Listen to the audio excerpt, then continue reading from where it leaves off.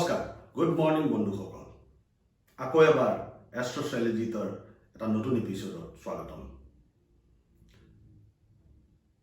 আজি আমি কথা পাতিম পইচা নাই। বিভিন্ন সময়ত বিভিন্ন মানুহ আমি লগ পাওঁ, বন্ধু লগ পাওঁ, পৰিয়াল লগ পাওঁ, ভাই লগ পাওঁ বা অফিচত কলিগ লগ পাওঁ। কিবা এটা কথা বাৰে বাৰে মাজে মাজে কথাই চবৰে মুখৰ পৰা এটা কথা ওলায়, পইচা নাই। সুধিলে পইচা নাই।